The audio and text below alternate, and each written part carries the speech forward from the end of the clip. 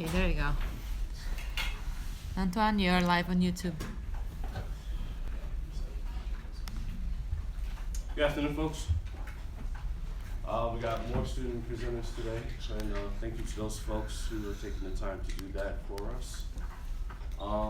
One quick note, early final is next Wednesday. If you sent an email requesting to sign up for the early final, I will respond to you over the weekend with a personal confirmation, and then it'll come through chalk. It'll say, if you haven't been confirmed, re-email me. Same thing if you sent a request in for a pass-fail, I will send you a personal email back and let you know that your pass-fail has been confirmed and put you on the list. And if you haven't got confirmation, you'll be told, check back. I have emails from people to respond to. I'll get back to them between Thursday and Friday. One quick thing I want to say out loud, I'll also write this down as a statement, put it on chalk, especially for the first and the second years, taking either the early final or the general final 2 Wednesdays from now. Spread out. The test is coming to you by email, just same as the midterm, same protocol as the midterm. Spread out. We know a lot of you guys share houses early on. You have friends, you work together, so spread out. Prepare your written responses on your own after studying together. I hate to make statements about plagiarism, but we've had issues in the class in recent past related to these issues, so I'm here to let you know that we will catch you. We will report you to your academic advisor, your department program chair, and the dean of the collegiate division that you're coming from.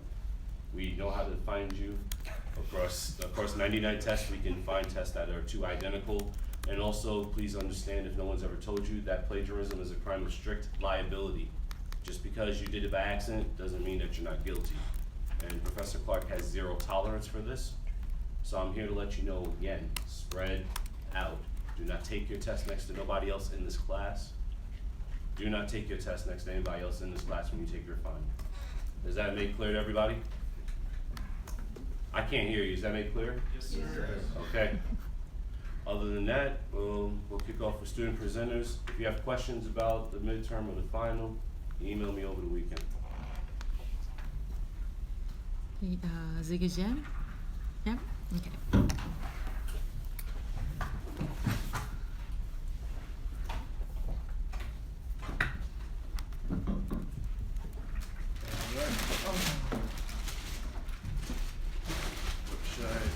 I haven't connected at all.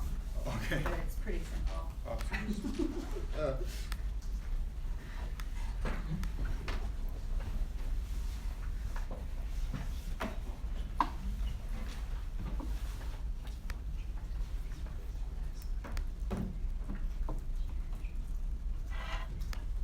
It's coming up now. Huzzah. Cool.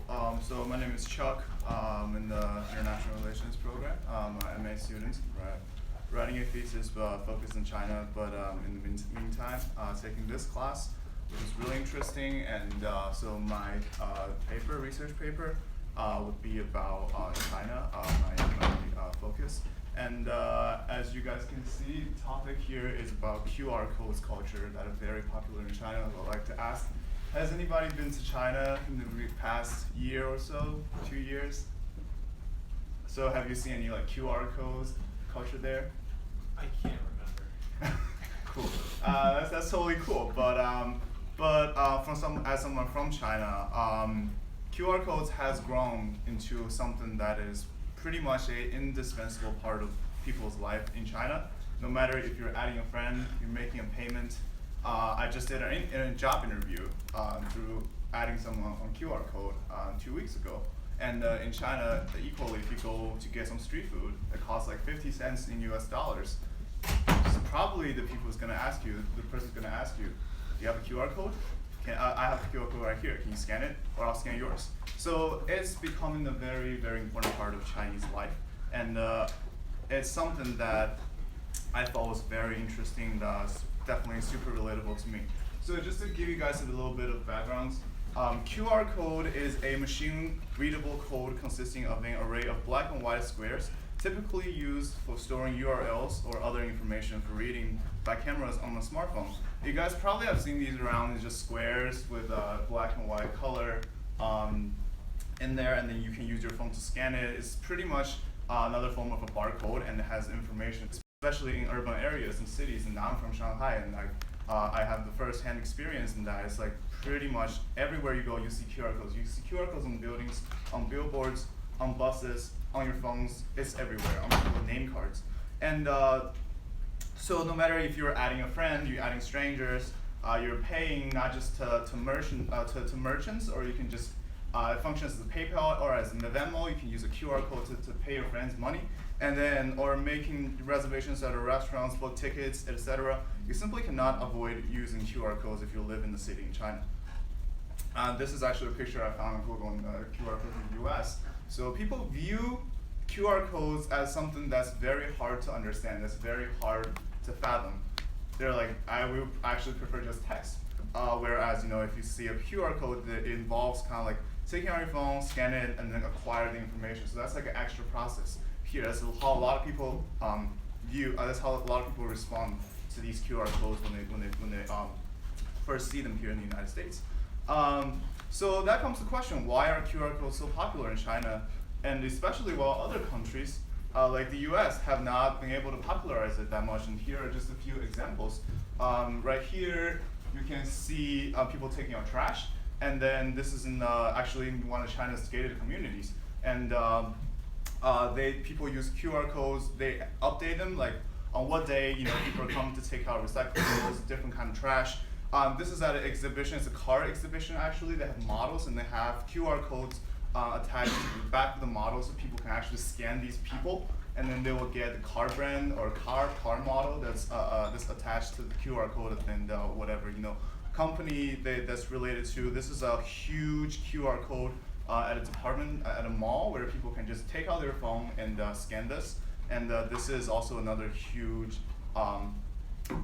commercial where they put a huge banner of QR code on the building, where virtually everyone in the city, if you see this, take out your phone, even from miles away, you can scan QR code and get access to whatever they're advertising about.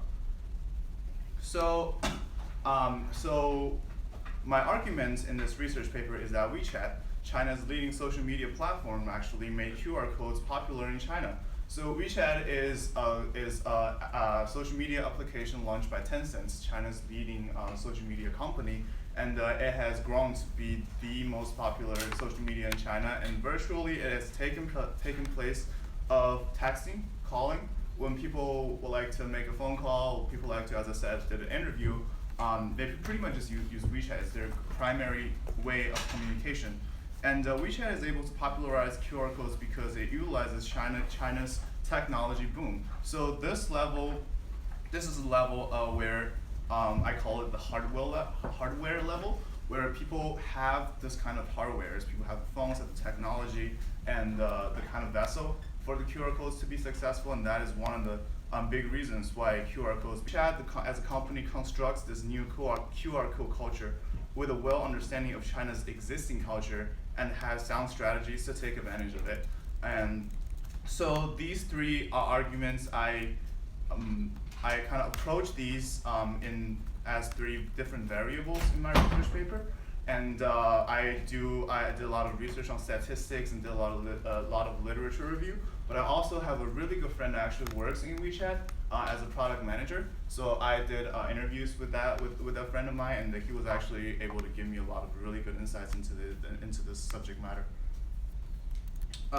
So the first variable is the smartphone culture. So this is pretty much the level where it is important because people need to have access to the smartphone.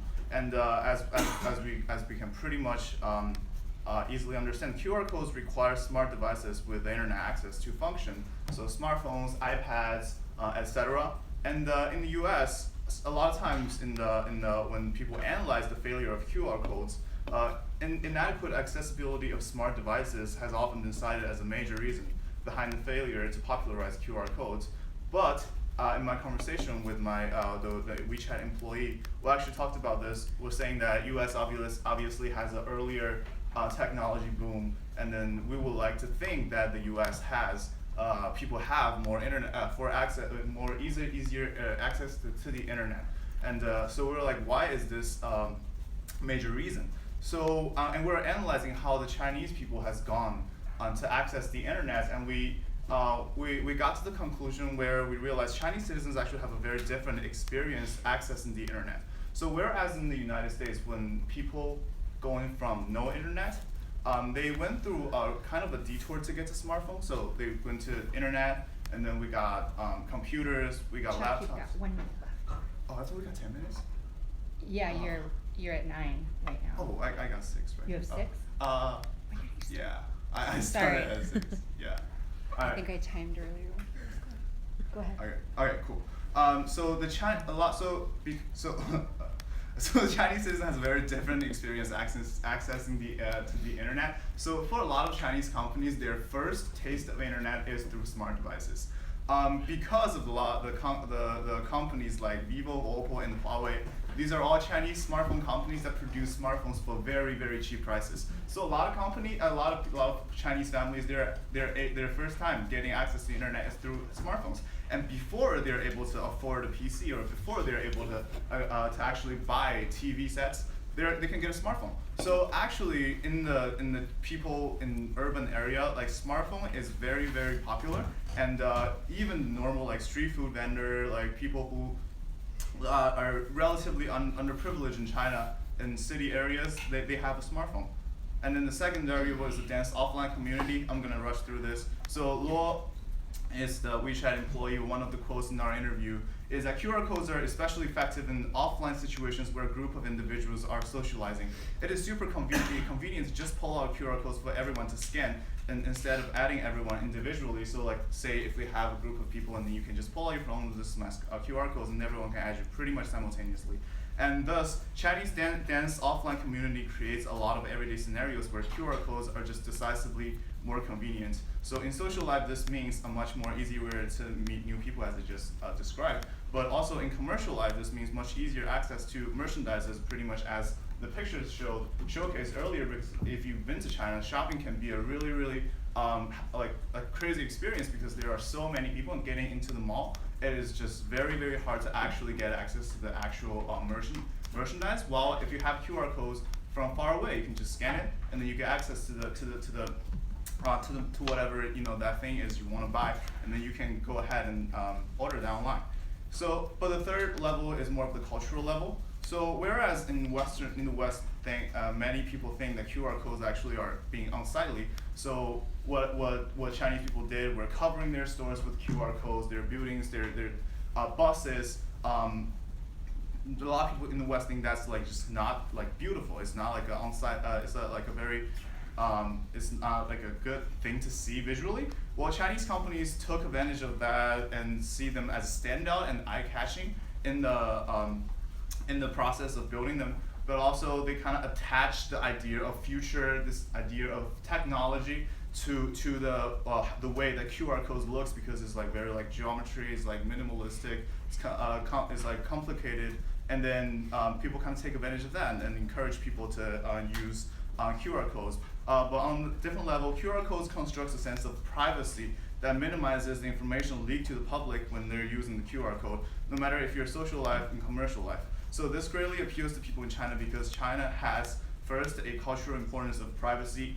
So Chinese people, like, there are a lot of rules where when you're communicating with people, introducing people, like what information you're allowed to kind of say, what information you're not. But also, like, China has a very harsh censorship, or like suppression of expression, where people really care about what they say if this environment is private for them, if this is a good environment for them to say something. So this is something that's very important to this private nature of QR codes. So pretty much this summarizes how WeChat, the process that WeChat uses to utilize these variables to popularize the QR code and really establish this culture. So the first step is that WeChat establishes itself as an indispensable part of Chinese people's life by constructing a private first social media platform that goes the reverse model of Facebook. This will take a while to explain. If you guys have a question, maybe we can talk about it later.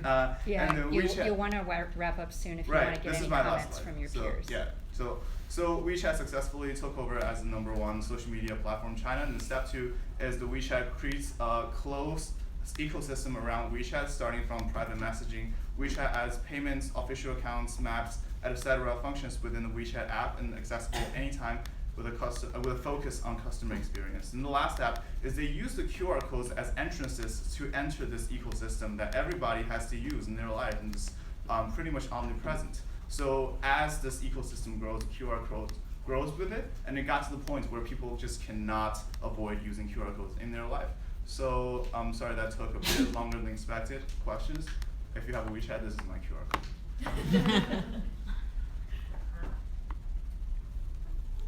Yes? How do you make a scene with like the QR code? Like how is that really developing into like a scene like that we've been talking about in this class? I think it's definitely like visually or like in the urban areas as I just said as I presented with a few pictures, but it's like really like inevitable like scene where you go into a Chinese city where, especially if you're coming from a more of a suburban area, you go into the urban area, like people would let you know, like if you go into the area, you gotta watch out for that. Like people use that every day, and not just like a way of life, but also like a scenescape. Like see, that building has like one of the record QR codes right there, and people actually literally go there to see that. And then it's not just the scale too, it's not just that like the size of it too, like just the mere scale of it. Like they're on the bikes, on the buses, you know, public transportation. It's pretty. I think it's. If you go to Shanghai, definitely. I mean, if you go to bigger cities in China, such as Shanghai, Beijing, it's definitely like I think a scene of itself. So, yeah. Oh, sorry. I was just a little curious about one of the first things you mentioned with being able to pay for things with this. Right. I lived in China a few years ago, and I just remember that everything was still done like very much in cash and coins, and maybe Right. this is just in the past 2 years. But are these like, do people trust the security of these things, and is this something that? Yeah. So that is a really good question. Actually, do you know? Can I ask you when did you go there and where did you go? Yeah, it was like 2011 in Shanghai. Okay, cool. Yeah, so this really got big. I remember my sophomore year, so it was like 3 years ago, and that was before I came here to the United States, and it was actually with WeChat. So WeChat started this function of WeChat Pay. So people link bank cards to their WeChat accounts, and then you use QR codes. So they have QR codes for each store. They have their official QR codes, and whenever you buy something, like you do not have to use cash pretty much, and you just use your WeChat account that's associated with your personal account, and then the receipt is actually delivered to you via WeChat as well. So WeChat is actually grown into one of the most reliable payment sources, payment methods in China, like next to pretty much credit cards. So like I would even say that in China you use WeChat more than you use cash. I mean in like bigger cities. Yes. So WeChat is pretty much integrating everything that we do, Facebook, texting, restaurant reviews, everything like that. What's stopping it from coming to the United States?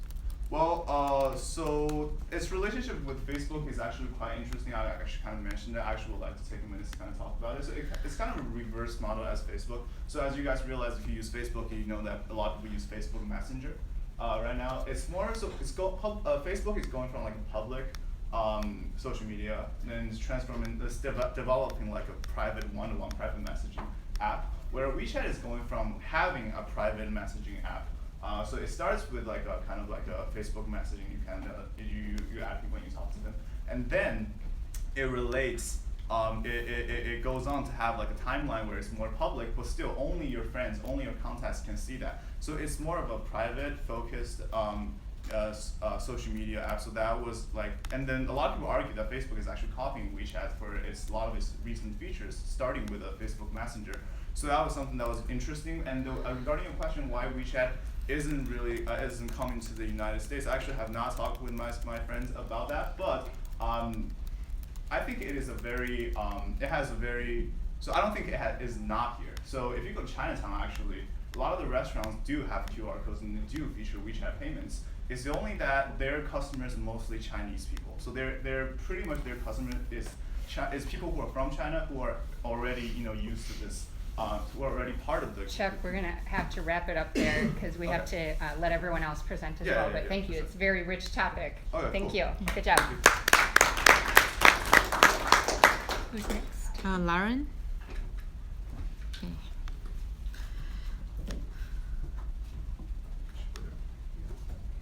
So for remaining presenters, just so that we can get through all 5 of you, I will give you a heads up at 8 minutes, and I'm gonna cap you at 9 so that everyone can also receive comments and we can fit all the presenters. Actually, we are missing one. Are we missing one? Yeah, one. Extra minutes.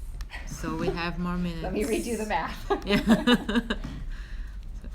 So we have 4 more. Do me a favor, put Michael Stefano in the back of your list. Okay. I Yeah. have some material developed based on this project I'd like him to talk about after he presents the main body of his paper. Okay. Okay, I'll give you a heads up as planned at 9 minutes with 10.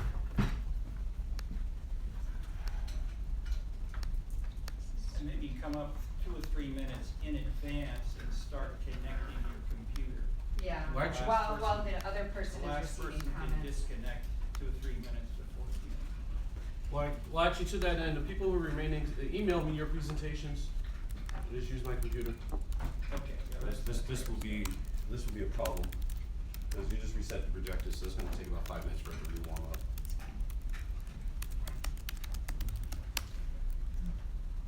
No, I'm saying the projector's not gonna turn on for 5 minutes, you might as well start speaking. Maybe think of what you can say when the projector's broken too. It'll come back online, it's just gonna take a while. Catherine, right? Yeah.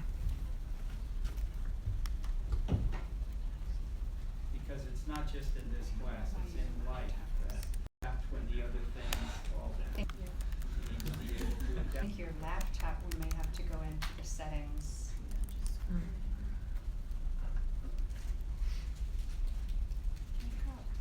Do you want to go next and we call someone else? Yeah, and why see don't you what's- bring someone else Yeah, in? okay, so let's do that. Sunena? Oh, maybe we have more time. Okay, Catherine? Is there anyone who doesn't have tech in their presentation?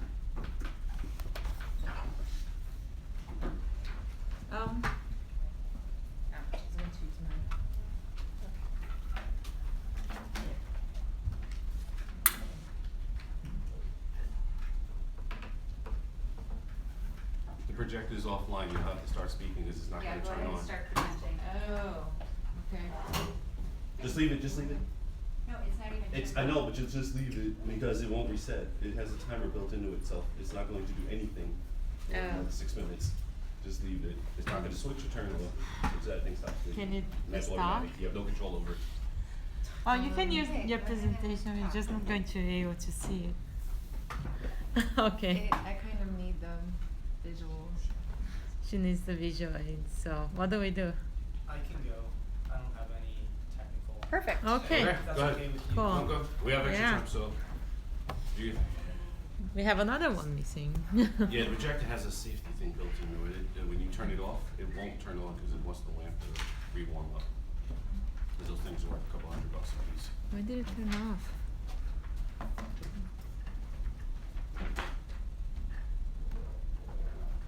Alrighty, I'm Michael. I'm a second year in the undergrad, and I'm studying economics and Mandarin.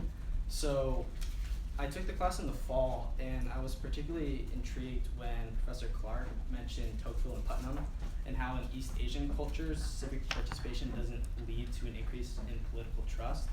So when we look at Western cultures, we're seeing a large increase when we get involved with our communities, when we give back, when we share different ideas with different people, that we're going to have a heightened sense of trust in the system because we know that we're all working towards the same cause and that maybe some of the ideas that we thought were radical actually aren't. But when we go to East Asia, like Korea, Japan, and China, those tend to disappear. An increase in civic participation doesn't lead to any sort of political trust. So what I needed to do first was conduct research on governments that are kind of filled with rote corruption and have been for a long time, and to see how political trust is gauged in those countries, in those non-democratic regimes. So I don't want to go too far into those points, but I want to show just kind of like the basics of that. So high levels of political support for the autocratic regime in China specifically, which is where I spent most of my time, is based on economic development. So if the economy is doing well and people's lives are improving, things like corruption and political trust are kind of thought obsolete, because what's the point of keeping your government in check, if they're doing everything that you need them to do and what you deem to be the most important. And the second would be the culture. So China has this kind of everything done for the greater good. So if the government is stressing the point that we're creating a better China and it might not sit well with you, that you're being selfish because what we're doing is improving everyone else's lives, so you need to just go with the program. So they're less likely to speak up about their unhappiness with the government. Next is the youth in a lot of these countries. There seems to be a split between how the youth feel about these issues and the older generation. The older generation tends to have those more traditional ideas, while the younger generation is starting to move to a more Western way of thinking and a more Western way of combating these issues, which I'll talk about later. And then next is that if trust is increasing in the majority voice of a country, then how are minority voices going to be successful in voicing their own concerns? If people are believing that the majority party, the Communist Party, is doing well, and that economic development is the main reason why they're doing well, and it's not going to stop for the foreseeable future, then how is a minority party going to voice their concerns? How are they going to get any sort of power or any different way of thinking?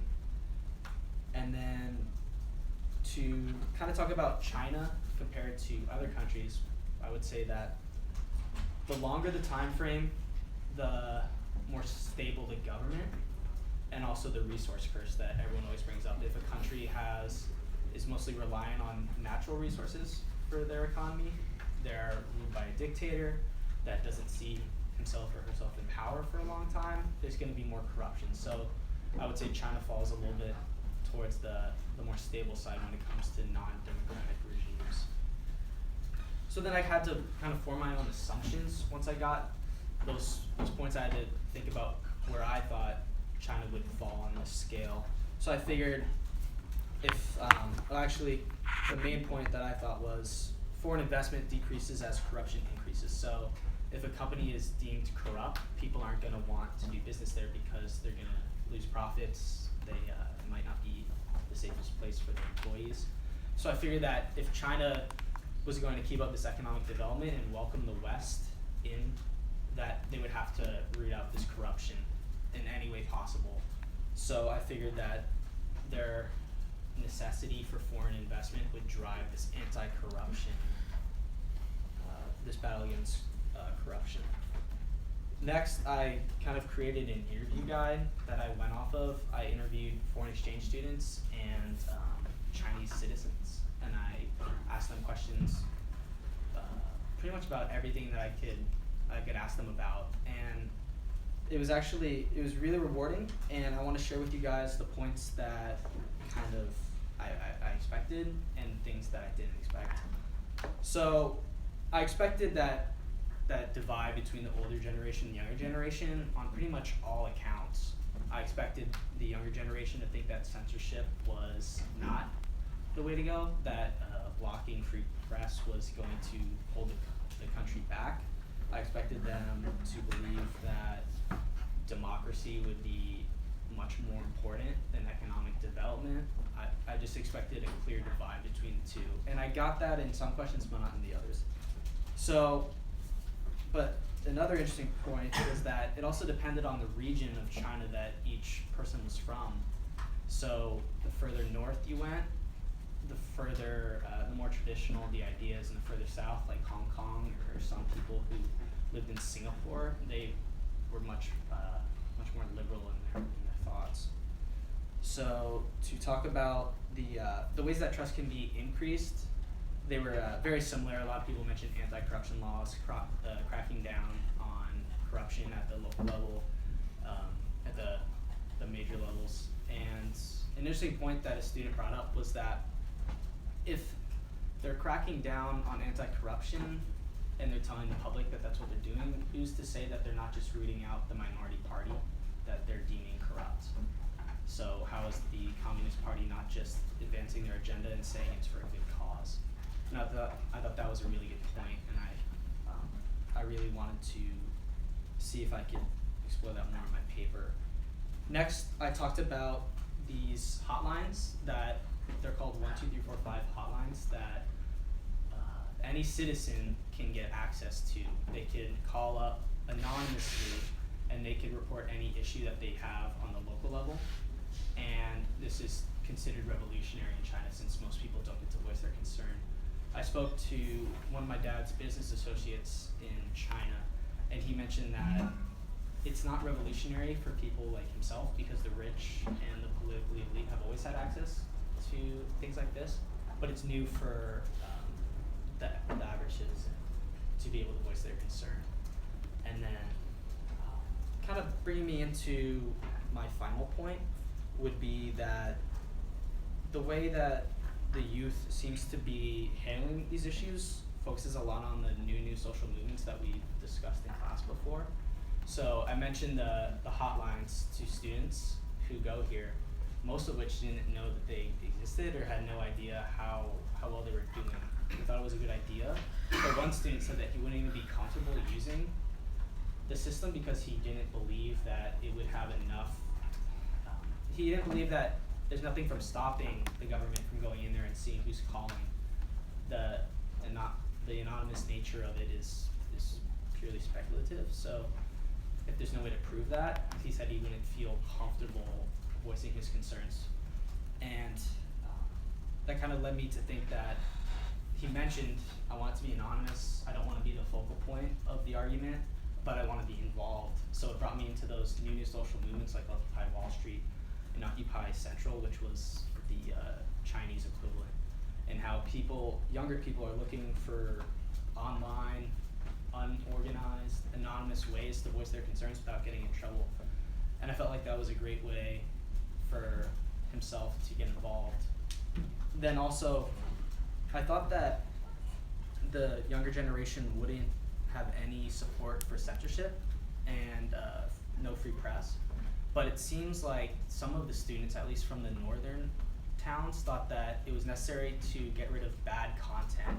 And it was, obviously I take Mandarin, so I have some knowledge, but I couldn't ask them, like, what is this bad content? Is it like people who are going to hack your computers, or is it people who oppose your views? And I couldn't really get an honest answer out of a lot of them, or what I thought was an honest answer. You've got 1 minute. Okay, so I just thought it was surprising that some people thought that censorship was still necessary, and then I also thought it was surprising that a lot of people thought that economic development was more important than democracy, and that even a slow progression towards democracy would be impossible. And I got a lot of different answers. Some people said it was because of the side of the country, some people said it was because of the history and the past of the country. So I think that if I could spend another quarter researching, I would kind of go into those issues. Yeah, thank you.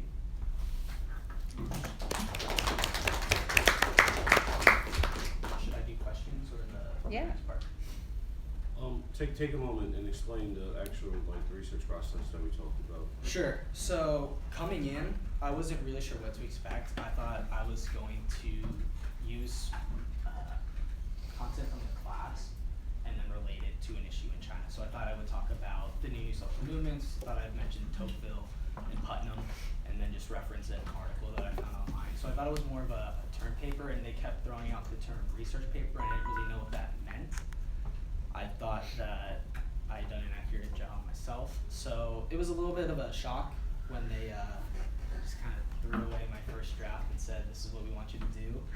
So I felt like I was kind of in a rush to produce material, but I needed to kind of organize my plan. I needed to conduct research, and I needed to put it together in a coherent way that would be acceptable to a research project. So I figured that the difference was the way that I researched the project, the way that I used other people who had done similar research before me, and then to build off them. So for me, the process was doing research, finding out who had talked about these issues before, formulating my own theses off that, hypotheses, etc., and then going to the source and interviewing those people and actually seeing what they had to think of the issue and then figuring out where I would go from there. So what's your one recommendation that you would give to your classmates who have to undergo a project like this?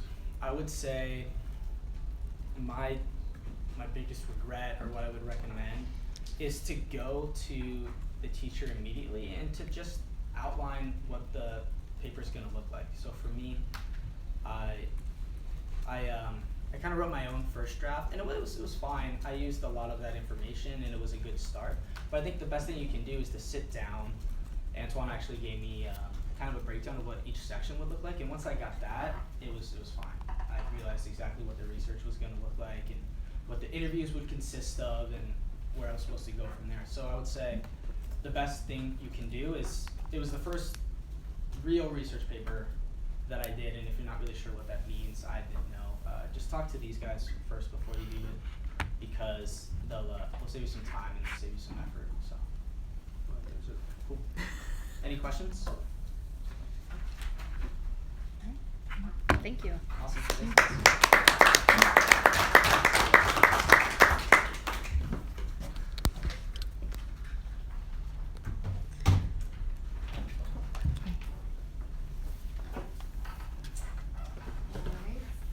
Hi everyone, I'm Catherine Bocanegra. I'm a third-year doctoral student at the School of Social Service Administration. And I have 4 children that are 4 and under and a child that just turned 6 months. So the reason you have not seen me here is because I would have had to bring my child here. And so I want to thank you very, very much for the YouTube streaming that allowed me not to bring a 4-month-old child into the class. And I've enjoyed hearing your voices and seeing some of your faces. So that being said, title of my presentation, Dining with Conviction. In March of 1957, the British paper The Times published an article titled, Dartmoor Prison, Not a Zoo. In the article, the British Prison Commissioner Duncan Farron is cited venting about tourists lining up around the Dartmoor prison to view prisoners. The article describes tourists scaling prison walls and shouting, "Look, there's a convict. Look, there's another one." My argument is that 60 years later, prisons and prisoners still hold captive the public imagination, and they have become increasingly salient in public life. So my final paper explored the marketing of prisons and former prisoners in the restaurant industry. If the act of consuming is an intentional activity, then my 2 guiding questions are, how does the theory of scenes aid in an analysis of such sites? And what are the social and political impacts of such sites in larger scenes?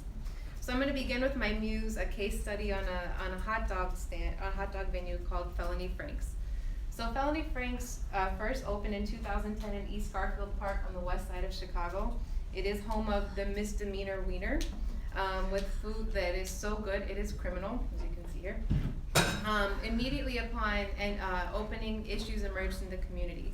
So Felony Franks is known for hiring formerly incarcerated individuals. Menu items have names like the misdemeanor wiener or the big house burger or felony fries. When you order your food, the server asks you plead your case. Instead of an order number, you're given a prisoner identification number, and there's a sign next to the register that says you have the right to remain hungry. Okay, so immediately upon opening, Alderman Bob Fioretti started opposing this site, saying that you are glorifying criminal conduct and further stigmatizing ex-prisoners.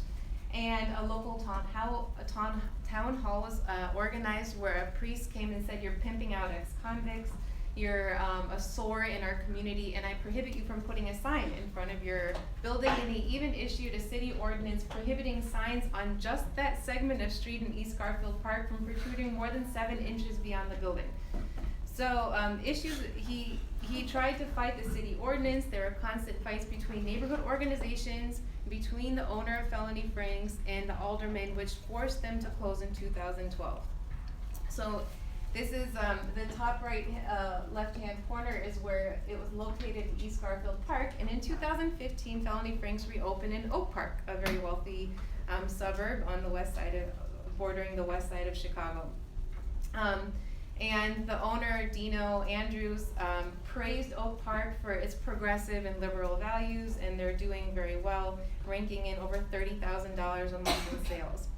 So here are some of the employees of Felony Franks, and there's the owner in the top left-hand corner again. So I was really amused by this example of Felony Franks and question why did it succeed in Oak Park and why did it fail in East Garfield Park? And really, a theory of scenes helps to explain this case study. And so there are three kind of ways I hypothesized around the failure and the success of Felony Franks. So one is I believe that the political and social cultures in Oak Park, which is distinct from East Garfield Park, favors a business which markets the former prisoner, the ex-offender, and prison culture. Second is the social and spatial distance from first of all, the social distance from populations that are deeply impacted by mass incarceration in Oak Park versus in East Garfield Park is another hypothesis. And then the amenities around the particular venue, I think, also play a role in the success of Felony Franks in Oak Park versus its failure in East Garfield Park. But there's also another interesting thing about Felony Franks is that it combines two different marketing strategies. One is that it employs the ex-offender, but it also commodifies prison culture through its title, through its food items, and through its kind of the ritualized behavior that patrons participate in upon entering into these scenes. So I began to think, how does the theory of scenes extend to these two growing trends in the restaurant industry? And so I'm going to give you an example of how these are playing out across the country and internationally. So, culinary activism. All right. We have Cala, which is an upscale Mexican restaurant in San Francisco. The founder, Emma Rosenbusch, used to work for the prison law office in Berkeley and witnessed firsthand the employment challenges facing people leaving prison, and so she started a restaurant that employs ex-offenders. Edwin's, which is an upscale French restaurant in Cleveland. The founder, Brandon Kortowski, had a brush with the law when he was a juvenile, witnessed that some of his colleagues who went into the adult system had a really hard time establishing their lives in adulthood following the prison experience. And so he began this upscale French restaurant with a training institute attached to it that trains 100 individuals per year in life skills and culinary arts, and they all gain employment following this year-long intensive training program. And by the way, he is now running for the mayor of Cleveland. We have All Square, which is a boutique grilled cheese shop in Minneapolis. Emily Hunt, the founder, is a civil rights attorney with a background in criminal justice. Similarly witnessed the challenges facing individuals leaving the prison system and wanted to create an enterprise that could support gainful employment and reduce recidivism of her former clients. In Brooklyn, you have Brownstone Bar, which is run by Derek Hamilton and Shabaka Shakur, who were wrongfully imprisoned for decades. With the settlement they received from New York State, they started their own venue, a neighborhood bar in Brooklyn. And then you have Fife Drum, which is actually run out of the Northeast Correctional Center in Massachusetts. So the inmates who participate in the culinary training program within the prison are allowed to practice and make a small profit off of their skills in a restaurant located inside the correctional facility in which free citizens can come in and dine there. So what are some dominant themes of these trends that are partially embodied by Felony Franks, my muse? So one is that they're inspired by a personal contact with the criminal justice system, either a lawyer or an activist or someone who's formerly incarcerated. It inspired them to think about how can I improve the life chances of people leaving the system. The second part is that hiring ex-offenders is a core marketing strategy. You cannot look up a single food review, site visit, a news sample, a radio clip that does not put as a core focus that the employment of the ex-offender is a unique aspect of dining here. So that then feeds off this redemption narrative that is featured in these restaurants, in which people are given a second chance and they're rebuilding their lives and they're building a positive future for themselves and their communities, and that none of these venues are located in high crime, high incarceration neighborhoods, with the exception of Fife Drum, which is located inside of a prison. Okay. So translation to scenes, I feel like this aspect of culinary activism, the employment of the ex-offenders, a core marketing strategy, feeds this egalitarian dimension of scenes.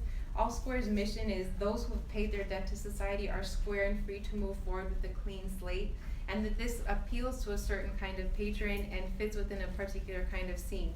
Also, they're highly authentic. They have a highly local appeal, like like Brownstone. You know, these are Brooklyn natives whose narratives embody the Brooklyn experience of challenges and overcoming challenges and the resiliency of people and giving back to their neighborhoods. And so I think it appeals to authenticity within that particular scene.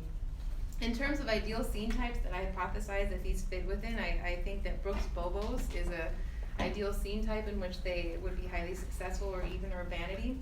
And I'm gonna get to scenes that I don't think they work in. So now, it's very interesting. Prison themed restaurants, all right? So remember, Felony Franks, employment of the ex-offender, but also marketing of the prison culture. So Alcatraz ER is in Tokyo, and it is a restaurant themed after a prison hospital. Patrons, when they enter in, are handcuffed and led to their table.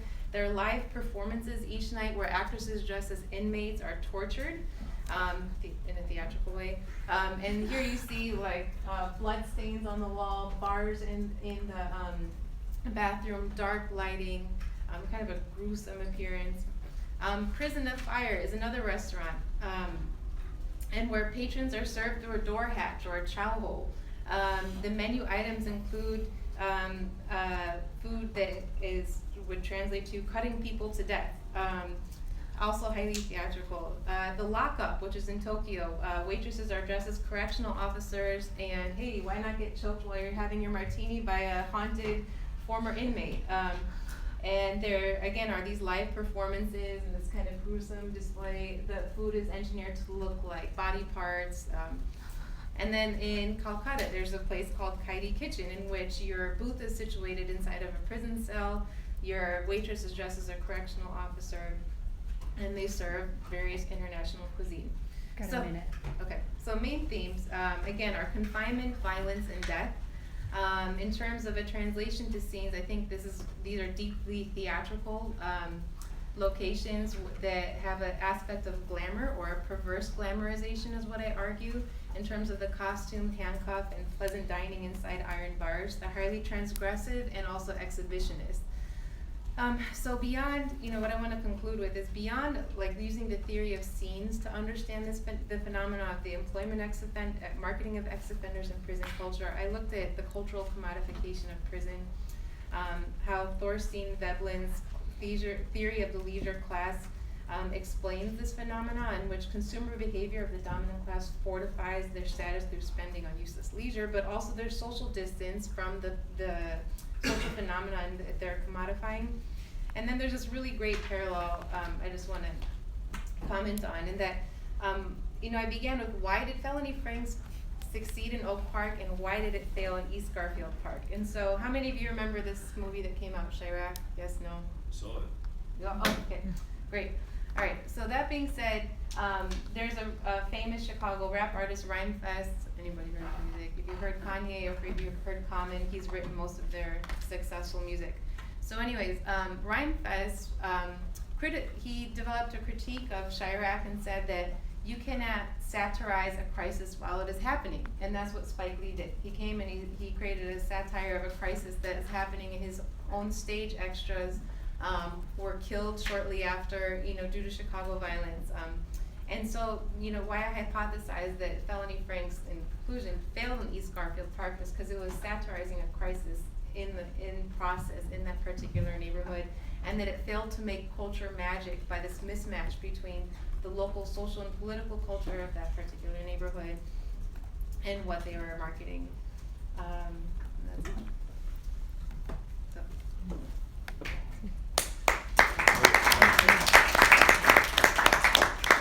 So two things. One thing I would like to see in the case study analysis, not merely just prison-themed restaurants, but actual prisons. So what comes to mind when you start your topic is Eastern State Penitentiary in Philadelphia, Pennsylvania, the original model prison of the world, and now one of the big gigantic tourist attraction. So I did skip over that because I ran out of time. So there's this whole genre of tourism called dark tourism, or thanatourism, in which can I speak for 30 seconds? Yeah, please. Okay, so dark tourism is tourism of historical sites where death or collective violence has occurred. So that's like Ground Zero, that's Auschwitz, that's battle sites, right? And what I argue in my paper is that these venues that these restaurant venues are a lighter form of dark tourism. And that there's like a lot more I speculated on that, but I tied in a little bit to what you're talking Okay. about, yeah. And the last thing is Jar Jar Binks. Yeah. Jar Jar Binks is a character from the last Star Wars movies, and I say this because it's going to sound highly impolite, but well-meaning white folks decided that Jar Jar Binks was a portrayal of Southern blacks, and it was offensive. Meanwhile, no black people have ever came out and said that. Mm-hmm. A lot of the voices that you described as protesting Felony Franks seem to be well-meaning white folks trying to decide that these people are being exploited without actually taking any account of the people who have jobs, which is something that Chicago is notoriously lax for black folks. And every time something needs to be developed, like the Barack Obama Library, it's always in the guise of giving black people jobs.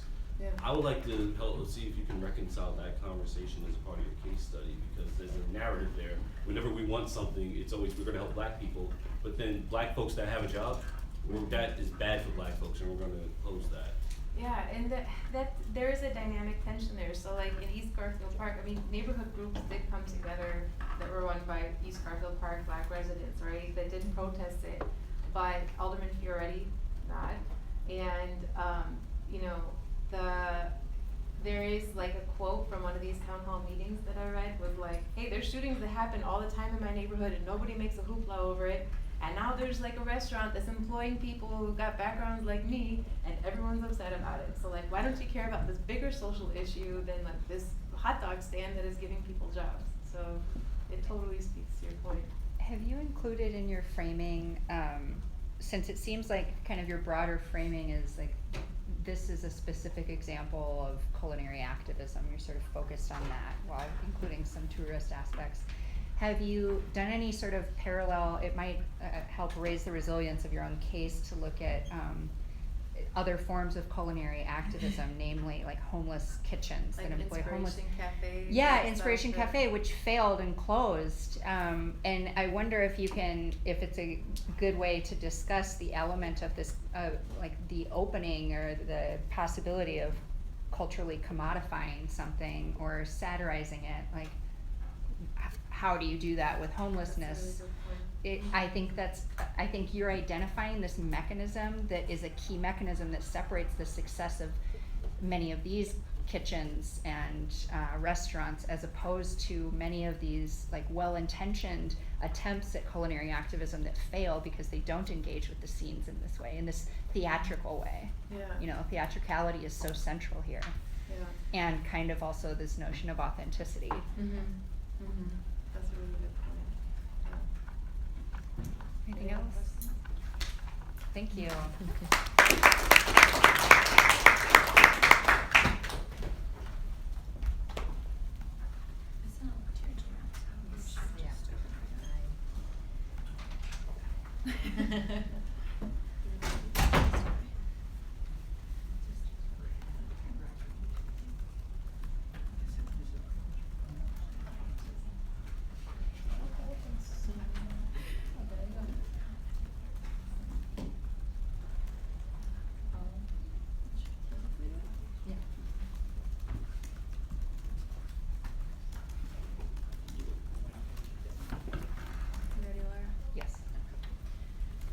So I'm gonna have to go a little bit quicker because this is kind of a summary of two different 20-page papers, because the first part is pretty much all theory and the second part is the case study, but the case study makes no sense without the theory. So it's gonna be a little quick, and if you're not familiar with the internet, there's gonna be a few terms that I'm gonna use that are gonna be a little weird, so bear with me. So my main introduction, so my main point of my papers, which is also my thesis, is using traditional scene dimension analysis, like we talk about in Scenescapes, to look at a specific online network, website, or website community and use it as a unit of analysis for scene dimensions. So basically it's just the idea of taking scene dimension analysis for traditional face-to-face communities and applying it to online communities. So it serves as a method to qualitatively, it's an emphasis on qualitatively describe and differentiate between networks, websites, and website communities. Main ideas. Scene dimension analysis, I'm not really going to cover this, you should know what this is at this point. So online networks is something that I kind of came up with as a way to kind of break down the internet into a smaller piece. So the main idea of a network and what delineates it from other networks is how we use the internet and what we do while we're online. So the main goal or utility for the internet user. So each network is comprised of multiple websites, but may not encompass all users of said website, which I'll talk about more next. May be defined differently by different users, constant cycle of change on the internet, lack of obvious physical boundaries that we normally use for physical ones, so example, a common zip code can't be found, and it's part of what makes studying the internet so difficult. Wire networks important, serve as being secondary complex scenes, so adds more of a utility to the top of this general scene dimensions. Window for comparison, to compare and contrast the values within a same network, so you have the same utility, so why are different websites more or less popular, and just helps break down more manageable pieces. So sample networks, these are just ones that I came up with from my own personal different usages. Fandom network is the only one I'm going to specifically talk about because that's what my case study focuses on. So the fandom network is the group who express their love and devotion to a given canon-based entity, being a book, a TV show, a movie, a song, a band, a YouTuber, some actor, actress, band, whatever. Anything that is established. So canon just means material that is posted.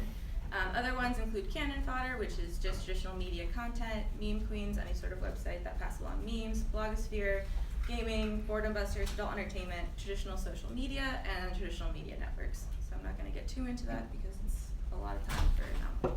So the main theory is that the internet as a scene and tiers of analysis. So for traditional communities, you have the neighborhood, the zip code, and then the amenities within the zip code. So you look at the amenities, which gives you more information about the zip code, and each amenity as well has its own scenes. So, why the tattoo parlors have their own rating for, more transgressive, less local, that kind of thing. So my main argument is that you can roughly equivalate these together. So you have online networks, which is what I talked about, which is a group of websites. So, website, just www.soandso.com.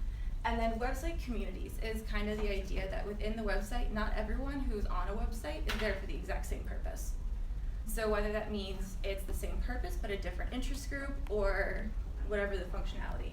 So the example that I'm going to use in this is, so the fandom network, which I talked about earlier, one of the websites that you use is Tumblr, and then you have fandom bloggers on Tumblr.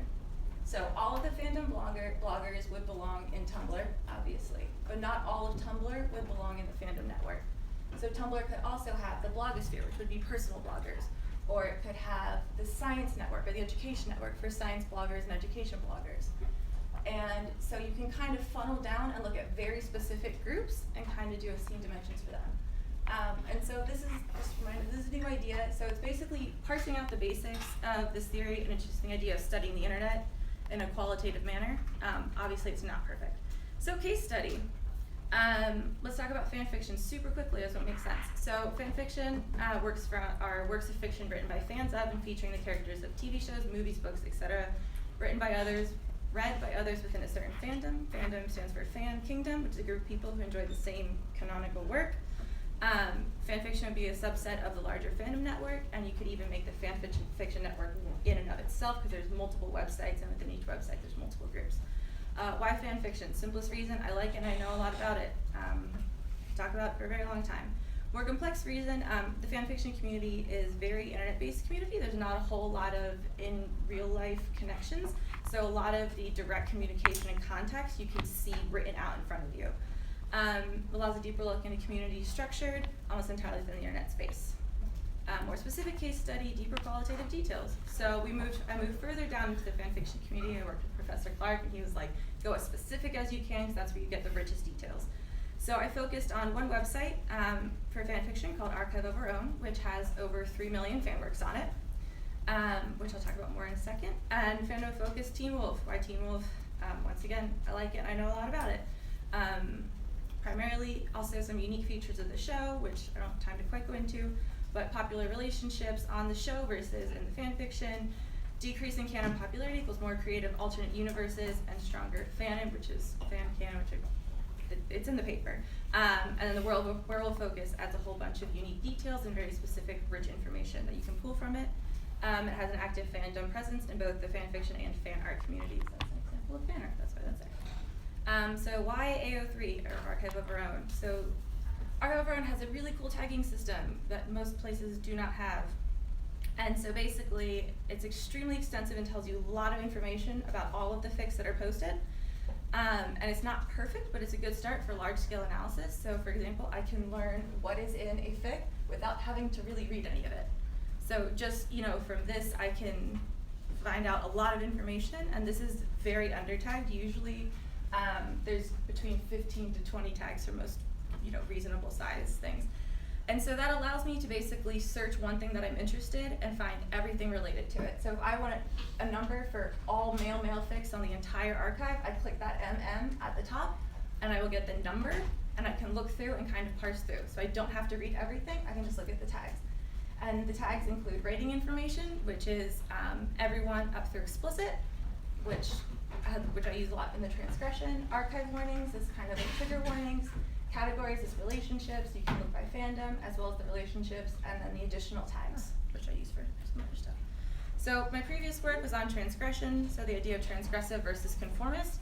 So similar to Steve's mentioned, I gave it a rating of 5. I'm only going to talk about this quickly. So, but why did I do that? Sexuality of the most popular ships being relationships between 2 or more characters within a fandom, i.e. Destiel. If you watch Supernatural, it's Dean and Castiel. It's the most popular on the internet, period. And that most of them, they're disproportionately non-straight relationships compared to the actual presence of that sexuality within the population. Ship gender distribution across all fandoms, so just in general, in pretty much all fandoms, there's a very different gender distribution compared to the actual relationship gender distribution. Fic rating, so the amount of mature, explicit, and not rated, because not rated can also contain explicit content, and diversity and extensive use of kink tags, including kinks, paraphilia, sexual situations, and acts. So those are just 20 of the most popular. That's not even 20, I didn't have room. So that's some of the most popular just for Teen Wolf, and I looked at 182 different ones for the entire website of AO3, and within the Teen Wolf community, there's a lot of interesting things out there now. So current work, the rest of the dimensions. So qualitative analysis of the other C dimensions within the context of the case study. So the ones that I'm particularly planning on focusing on is neighborliness, which would be dictated by the interactive comment section, the request system where people ask for requests and are basically, hey guys, you also like this, so tell me what I should write about.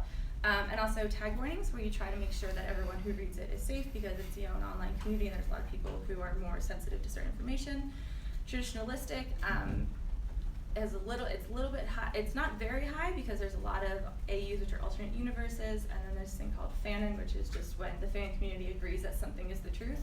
And even when it becomes not the truth, people say anyways. I'm almost out of time, but egalitarianism, lack of content censorship, the presence of warning tags, good for you, not for me mentality, self-expressive, content often reflects personal experiences, high variety of non-sexual tags as well, just a bunch of different ideas. And then higher national presence, both in language affix, canon origin, and global users. I don't have time for this, but adding and altering dimensions. So I altered 2 of them, just to basically make them relevant to the internet. So state versus anti-state, more the idea of solidarity and community recognition within the website community. Corporate versus independent, more of an alteration about whether a website is corporately owned or run by an individual organization. Added 2, active versus passive, do you actually post things or you just watch it? Authoritative versus democratic, who produces, posts, and determines the content? Does it have to go through a censor, or can you just post directly to it? Concerns of future work. Subjective, seems to mention rating system, so I want to work on increasing the objectivity of the rating system. This is the last one I promise. Requires an in-depth knowledge of the network website to analyze due to the qualitative nature, so you have to interact with individuals who are experts in other networks and websites. And it's better for comparisons within networks or even within websites and across networks, so you can do some really interesting information if you just compared 2 fandoms. So increasing compatibility across networks would also be a point. Sorry, that's a lot.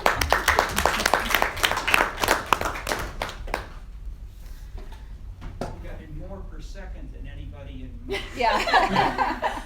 Well, I knew there was a lot going in, so I was just gonna go. So do you elaborate the idea of, and I don't know if I have this correct, but do you elaborate the idea, because in other online networks, the idea of both authenticity and legitimacy can be contested, and that there's sort of a different form of currency that gives you legitimacy. So do you kind of develop this notion of fanon as cachet for legitimacy? Or like, is that a concept? I don't know if it would be fanon or how you would label it, but do you develop like what this particular scene, what that looks like, and how? I think that would be interesting. Yeah, to look at. I touched on it a little bit. I went more in depth in terms of like kind of examples of how fanon has worked and how it's like kind of persisted despite the fact that, you know, the producers of the actual like TV show are like, that's not true, and they're like, well, I don't care. Mm-hmm.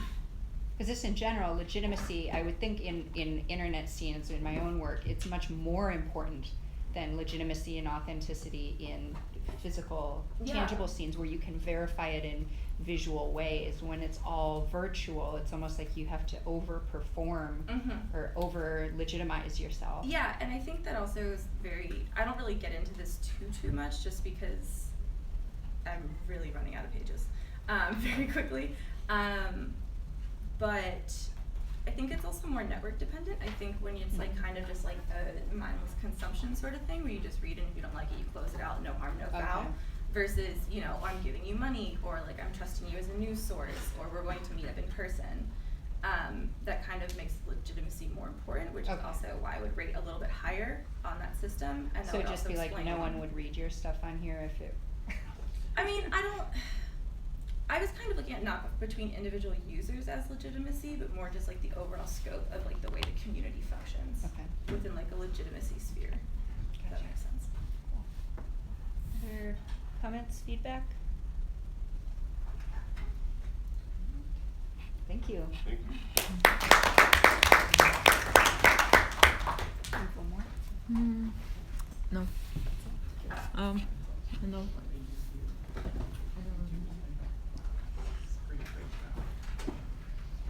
Nothing's down here. Let's see. What's wrong with it? There is?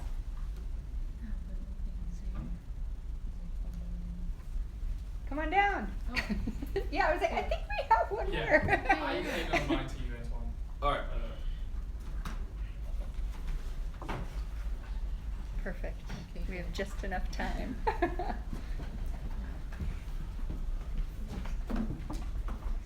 Okay.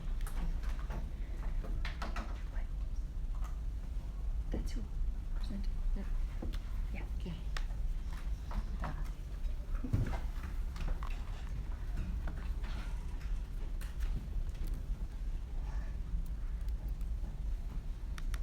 Sorry, I have an email.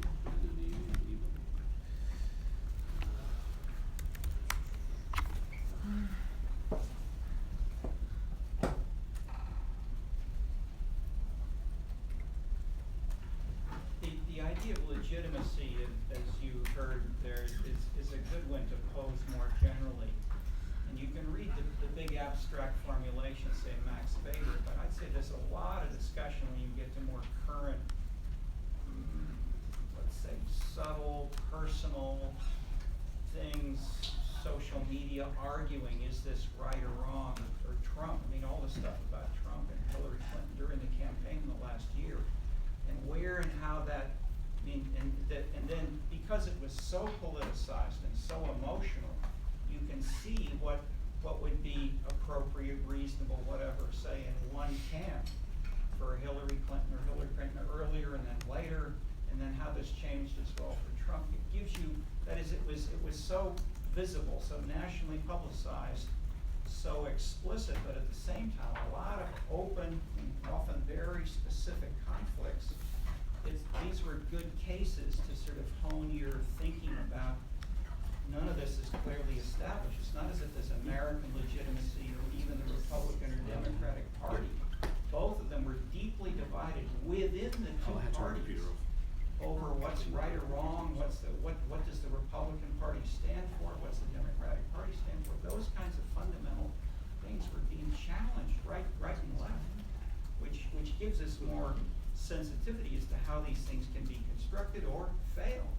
And so reading some of those and thinking through some of those examples, I think, can potentially help us link them to bigger, broader concepts like egalitarianism or tradition or bureaucracy, which are on one level almost too simple. But so even the whole concept of authenticity as we use it in the book was barely talked about 20 years ago. it's become much more salient in the last 20 years, especially with young people. I'd say some of you who grew up with social media, or grew up with television, I'd say you have more of a stronger concern about is it authentic, because you don't see it physically. You see so much through the screens that it makes you say, is it all just fake? Is it all just being put on? It is. And so the whole idea that authenticity is more salient than it was 20, 30 years ago.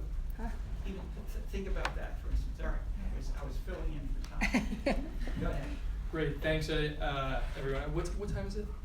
It is 5:44. Okay. You got your time, go. Okay, so if you guys need to leave at Go. yeah, go for it. Present. Okay, so this is really exciting for me because this project has been going on or argued about since the time I was born. And this project has gone through a bunch of iterations and a lot of suggestions in the city planning process for what it's going to look like. And now Hudson Yards is finally taking shape. And the reason it's so interesting, the reason I find it so fascinating is because in a place with the highest premium on real estate in the world and with the strictest land use policies in the world, how do you get the largest real estate project in the history of the United States? It's really interesting how it all came together and to consider these questions. And so these are the renderings of what the project will look like. It's a lot of towers, as you can see, but it's much more than that. And so this is Hudson Yards with some of the numbers. It's going to be about 1 million square feet of retail and mixed use space, 18 million square feet of commercial and residential space, 4,000 residences, 14 acres of gardens, parks, plazas, playgrounds, and that's not including the High Line, which wraps around it, and 3 separate parks, and now is employing about 23,000 construction jobs. It's going to have a 200-room hotel and a 750-seat public school. And so those are just some of the details about it. And so why build on the far west side of Manhattan? Why build over these abandoned rail yards? That's like it's very expensive to do. Why would you do that? It's an isolated place. There's not much around there. And the answer is the city of New York spent a lot of money extending the 7-line subway into the area just a couple of years ago, and you can see that in this slide.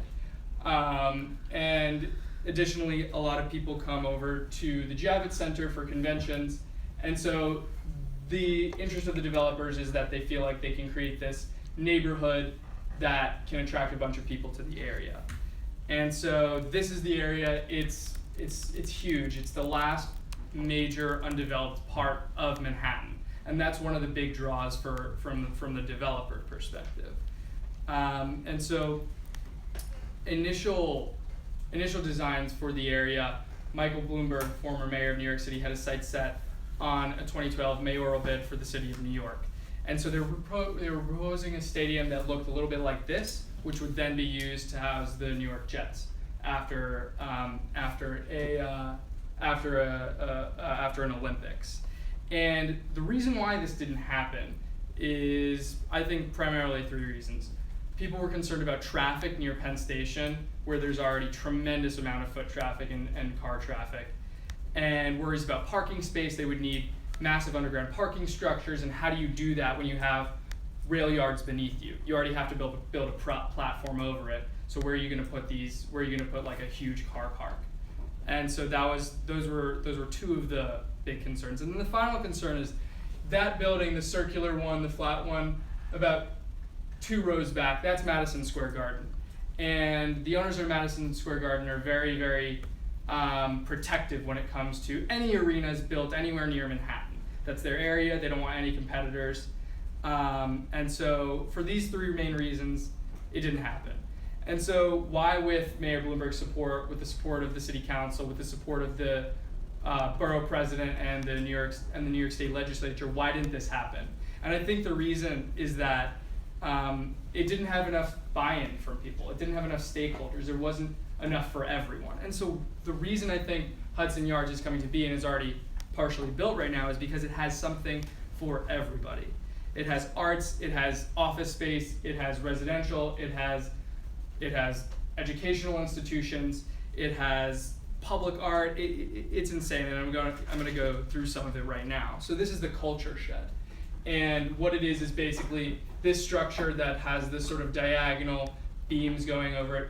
That's a massive, massive structure on wheels, and it can move back and forth to create a dynamic public art space where you can have outdoor events, indoor events. It's very flexible, and that's why it's sort of like very new and attractive for a lot of people. In fact, it's going to be the first new major cultural institution in New York City in recent memory, and it's leapfrogged a lot of other cultural projects, such as the Perlman Center at the World Trade Center, which got massive donations, but for still some reason hasn't taken shape yet. And I think a lot of that is because it's all office space around there, and I think you don't have a lot of buy-in from a bunch of different communities.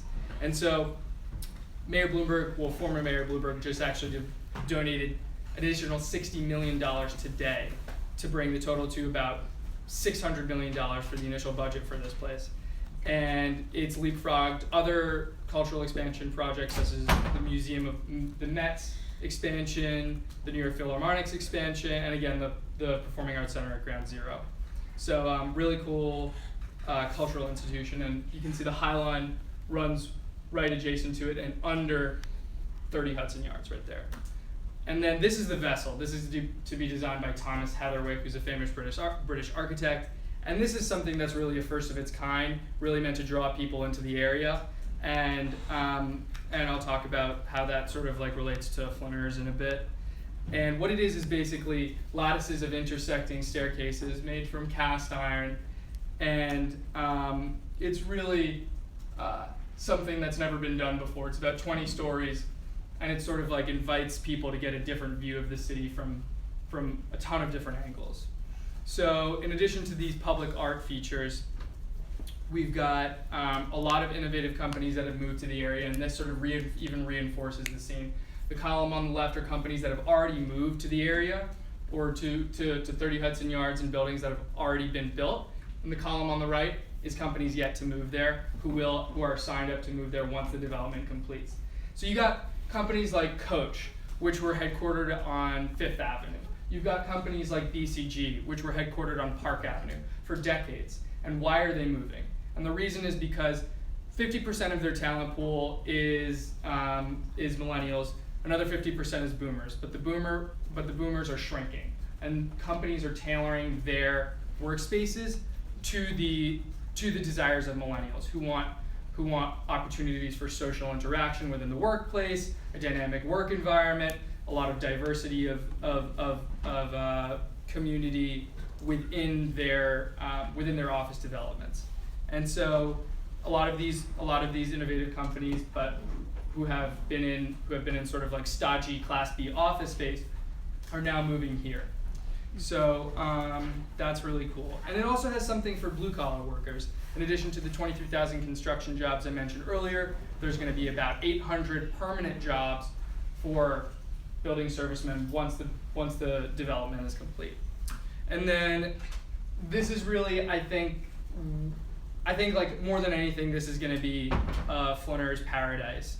We've got an estimated 2 million people who will visit the Heatherwick sculpture, 3 million who will go to the observation deck at 30 Hudson Yards, 2 million to attend cultural functions at the Shed, and another 26 million who will come to shop.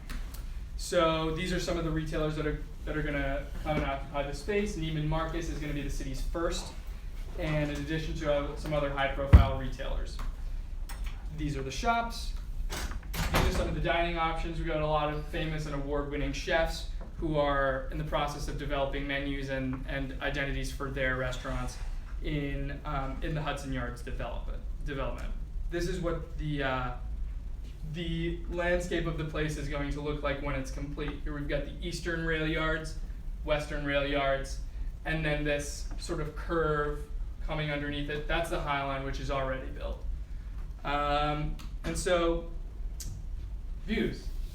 We've got the tallest outdoor observation deck in the city, and that's going to be really cool. But more importantly, I think Hudson Yards, sort of the developers at least, the stakeholders pitch it as the city of the future, And that's a lot of hype, but I do sort of buy into it only because they do a really good job of bringing everybody to the table, all interests to the table, and I think that's the reason why this happened in the first place and why it will be successful. And they've done a great job of merging the old and the new. They've built over 20th century infrastructure on massive pylons to support the platform that'll cover the rail yards. They've integrated the shapes of their buildings to be informed by the High Line. The High Line actually runs under it in one part and around the entire rail yards. And so they've done a really beautiful job of integrating the old and the new and really bringing everyone to the table. So that's why I think it's going to be the scenescape of the future and the city and a sort of good representation of what the city of the future will look like. Thank you.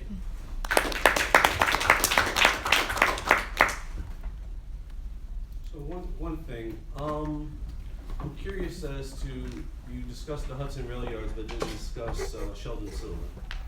So yeah, Sheldon Silver was the Speaker of the New York Senate, or the House. Assembly. Yeah. And so he was arrested in a scandal last year or 2 years ago. He opposed Bloomberg, and that was one of the reasons that the stadium didn't get built. But he was supportive of this project.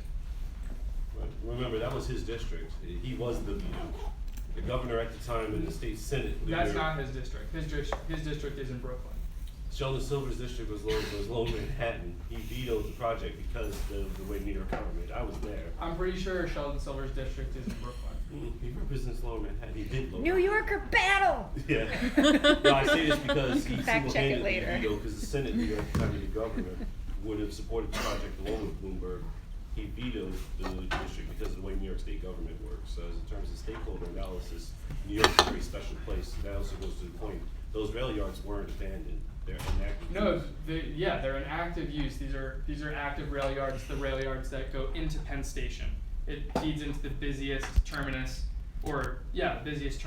in the entire country. Is that possibly a reason why that project might be more successful than other city center style concepts like the one in Las Vegas or what's happening in Los Angeles? I mean, definitely, but also an important component is the 7 line extension, which will bring commuters and passengers into the development and out of the development into Penn Station. Cool. So this is the far west side. So it is still a bit of a hike from the actual entry point of Penn Station. Well, I asked because Time Warner, HBO, CNN had already headquartered above 2 of the largest subway lines at Columbus Circle. The Blue Trains, AC, and the 1, 2, and 3 red lines. Right. So they're moving further down to a commuter station with those same subway lines in addition to the 7. So they're getting more access to commuters who don't have to change seats to go to work. Because Time Warner Center was just built not even 20 years ago. Yeah, and now it's Class B office space. So companies are looking for an upgrade. I'm having this conversation because there's parts of your case study that were missing, and you have to be careful of not buying into the celebration of new space that developers give you, and be able to get deeper into the roots about why things work and why they don't work. Because remember, a lot of that data is going to be oversold, like what happened at the new World Trade Center train station that has not met any of its projections, despite its more than $2 million cost. So be careful when you do these kind of case studies. Okay. Thank you. Good job. Thank you. Good job, everyone.